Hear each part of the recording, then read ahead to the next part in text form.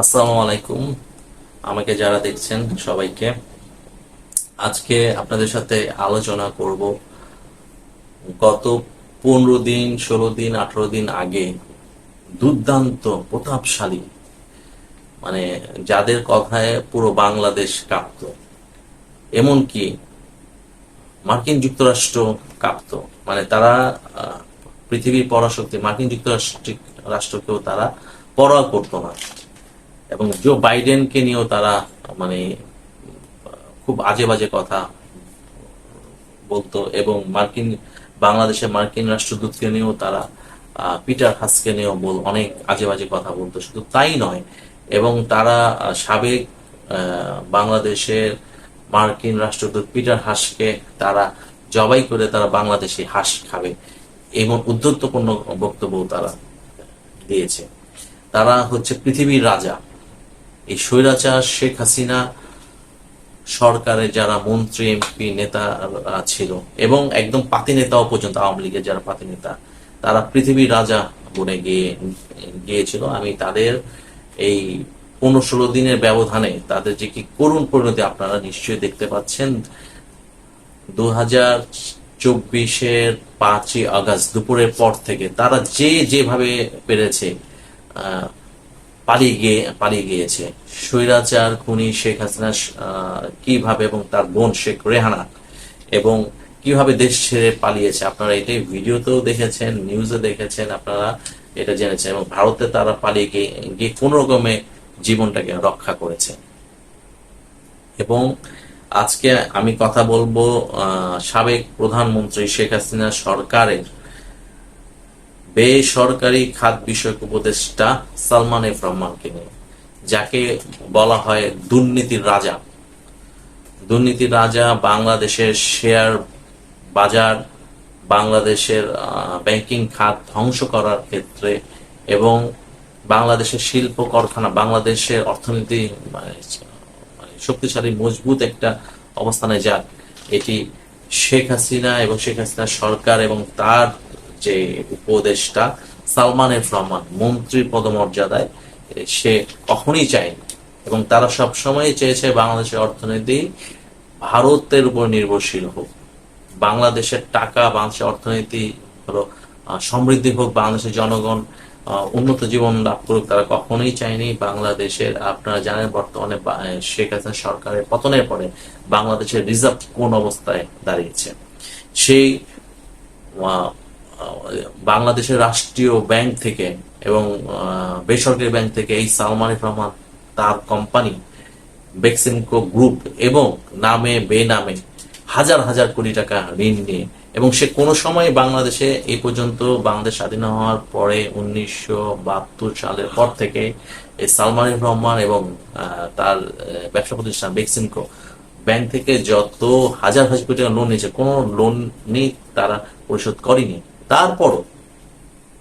তারপরও রাজনৈতিক প্রভাব খাটিয়ে তারা আরো বেশি বেশি লোন নিয়েছে। যতবারই তারা সরকারে এসেছে, তাদের এই ব্যাংক থেকে ঋণের পরিমাণ বৃদ্ধি পেয়েছে, প্রচুর বৃদ্ধি পেয়েছে। শুধু তাই না, তার মানে সালমান রহমানকে বলা হয় হচ্ছে দরবেশ বাবা, যে তার কাছে মানে যারাই যেত তারাই হচ্ছে হাজার হাজার কোটি টাকার মালিক হয়ে যেত।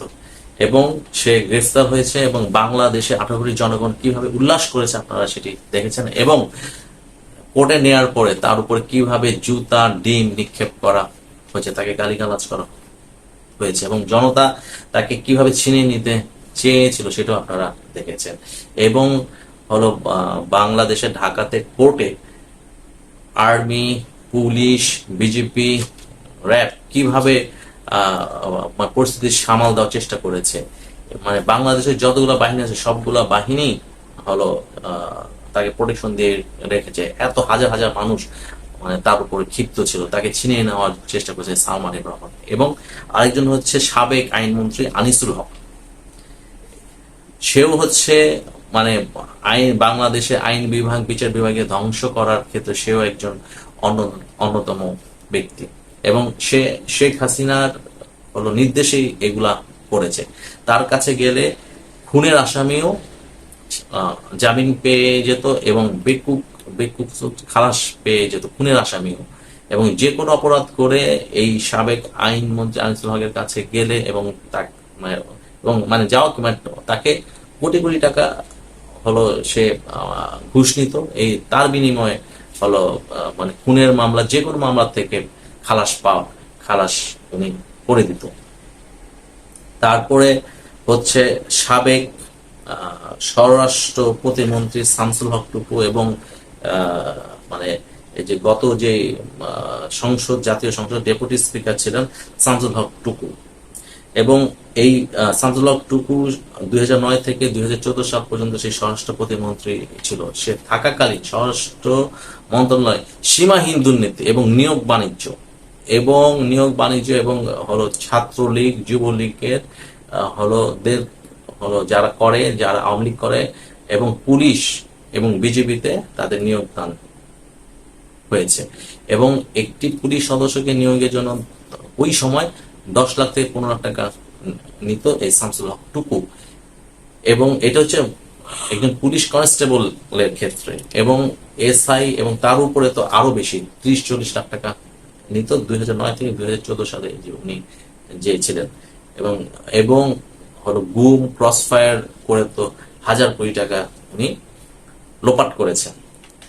তারপর আরেকজন হচ্ছে হলো ডিজিটাল চোর, তাকে সবাই বলে ডিজিটাল চোর, জুনায়েদ আহমেদ পলক, তথ্য প্রযুক্তি প্রতিমন্ত্রী ছিলেন সাবেক শেখ হাসিনা সরকারে, এবং তাকে বলা হয় অন্যতম মাফিয়া।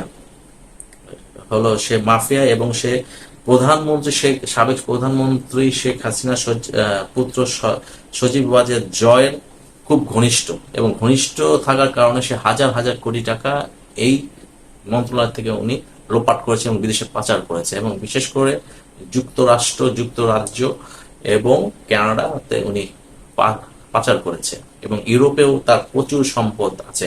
এবং সবচেয়ে মজার ব্যাপার, 2008 সালে নাটোরের সিংহা উপজেলা থেকে যখন উনি নির্বাচনে দাঁড়ান, তখন উনি ওখানকার স্থানীয় ব্যবসায়ীদের থেকে এবং আত্মীয় স্বজনের থেকে ঋণ নিয়ে উনি নির্বাচনী ব্যয় বহন করেছেন। এবং ওই 2008 সালে যে নির্বাচনী হলফনামা আছে, ওই হলফনামাতে উনি দেখিয়েছেন তার সম্পদের পরিমাণ হলো 15% কৃষি জমি, আর ব্যাংকে আছে মাত্র 50,000 টাকা, এবং তার 60,000 টাকার আসবাবপত্র আছে তার বাসভবনে। এবং উনি এই এত বছর থাকার পরে উনি হচ্ছে হাজার হাজার কোটি টাকার মালিক। উনার স্ত্রীর নাম হচ্ছে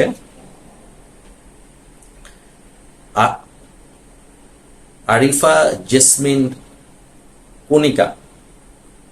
সে হচ্ছে হলো গুলশান, বনানী, ধানমন্ডি, উত্তরাতে এরকম তার 20টার বেশি তার হচ্ছে ফ্ল্যাট এবং হলো বাণিজ্যিক হলো স্পেস, কমার্শিয়াল স্পেস যেটাকে বলে, সেটা তার আছে। ঠিক আছে। এবং তার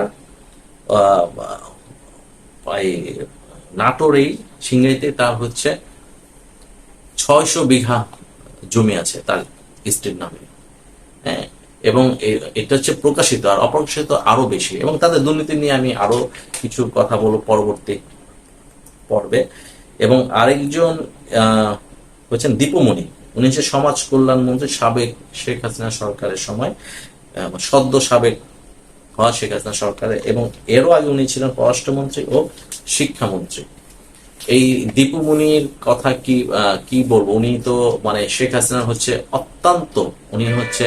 অত্যন্ত ঘনিষ্ঠ, এবং উনি শেখ হাসিনার সাথে সাথেই থাকতেন। শেখ হাসিনার বাসায় যে পরিমাণ মানে কাজকর্ম হতো শুরু থেকে উনি এটা করতেন, এবং শেখ হাসিনার খুব আস্থাভাজন। এই কারণে উনি বাংলাদেশের খুব গুরুত্বপূর্ণ পররাষ্ট্র এবং শিক্ষা এই দুটা মন্ত্রণালয়ের দায়িত্ব উনি পেয়েছেন। এবং পররাষ্ট্রমন্ত্রীর দায়িত্ব পাওয়ার পরে উনি হলো প্রায় মানে পুরো মাসে বিভিন্ন মাসে উনি হলো তার বিদেশ সফরে থাকতো।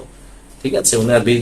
উনি বাংলাদেশের পররাষ্ট্র মন্ত্রণালয় থাকাকালে মানে বাংলাদেশের বন্ধু যতখানি তো অর্জন করতে পেরেছেন বিভিন্ন রাষ্ট্র থেকে, তার চেয়ে শত্রুই উনি অর্জন করেছেন বেশি। আর শিক্ষা ব্যবস্থা তো পুরাই ধ্বংস করে দিয়েছে, মানে অটোপাস, স্কুল কলেজ ইউনিভার্সিটিতে অটোপাস, ঠিক আছে।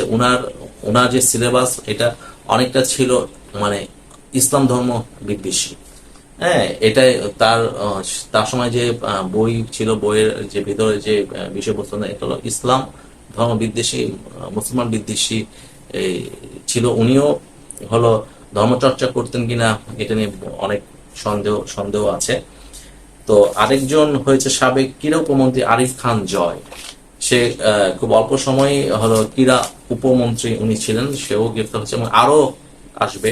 আপনারা খুব দ্রুতই জানতে পারবেন আরো অনেকেই গ্রেফতার হচ্ছে।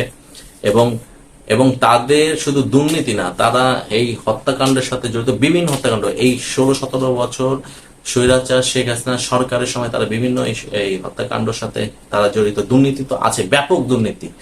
তো আমি বর্তমান অন্তর্বর্তীকালীন যে সরকার আছে সেই সরকারকে আমি বলবো যে তাদের বিচারের জন্য একটি বিশেষ টাস্ক ফোর্স গঠন করা উচিত। তারা যে অপরাধগুলো করেছেন সেগুলো অনুসন্ধান করা, এবং সেটা হচ্ছে তাদের যথাযথ, এবং তারা যেন বিদেশে যে সম্পদ পাচার করেছে সেই সম্পদটা যেন দেশে ফিরে আনা যায়। হ্যাঁ, কারণ সেই যেই সব ব্যাংকে তারা টাকা রেখেছে সেগুলো তাদের মাধ্যমেই ফিরিয়ে আনলে সবচেয়ে সহজ হয়, এবং যে সম্পদ তারা বিদেশে তৈরি করেছে সেটিও বিক্রি করে সে অর্থটা দেশে যেন ফিরিয়ে আনা হয়, সেটা আমি বর্তমান সরকারকে বলবো। এবং এই জন্য একটি বিশেষ টাস্ক ফোর্স গঠন করতে হবে, এবং তারা যে হত্যাকাণ্ডের সাথে জড়িত সেটাও হলো তথ্য প্রমাণ বের করে তাদের রাষ্ট্রের সর্বোচ্চ শাস্তি দেওয়া উচিত, যাতে পরবর্তীতে যারাই সরকারে আসুক তারা যাতে এই সাহসটা না পায়।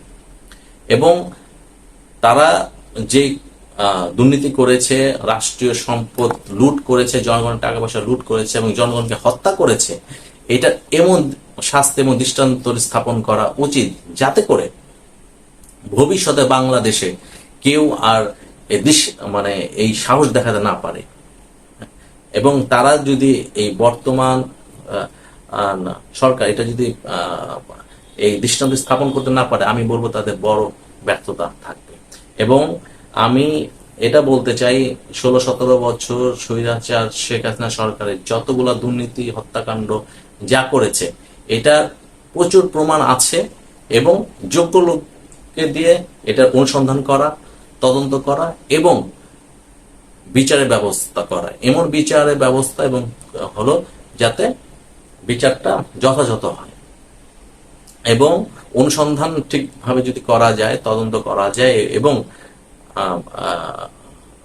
আদালতে স্থাপন করা যায়, আমার বিশ্বাস তাদের সর্বোচ্চ শাস্তি হবে সেটা মৃত্যুদণ্ড, না হয় মানে যাবজ্জীবন। এবং এটা দেখে, এবং তাদের যে সম্পদ আছে সে সম্পদ রাষ্ট্রের নিয়ন্ত্রণে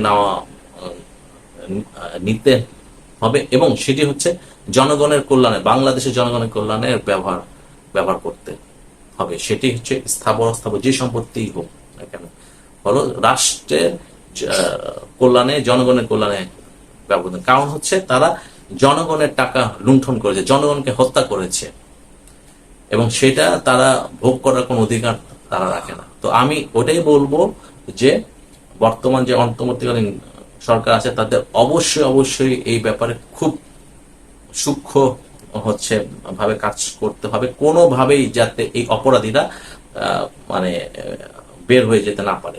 যে 2-4 বছর পরে তারা কোর্ট থেকে জামিন নিয়ে বা মামলা করে তারা বের হয়ে যাবে, তাইলে ভবিষ্যতে এই অপরাধগুলো যারা করবে তারা উৎসাহিত বোধ করবে। এই উৎসাহ বোধ যাতে না হয়, একদম চিরজীবনের জন্য বাংলাদেশে হত্যাকাণ্ডের রাজনীতি, দুর্নীতি, রাষ্ট্রীয় সম্পদ, সরকারি সম্পদ, জনগণের সম্পদ লুণ্ঠন করা যেন বন্ধ হয়ে যায়, এটাই হচ্ছে করতে হবে। এমন দৃষ্টান্ত স্থাপন করতে হবে যাতে কেউ এটা সাহস করতে না পারে। তো এই পর্যন্ত, সবাইকে ধন্যবাদ।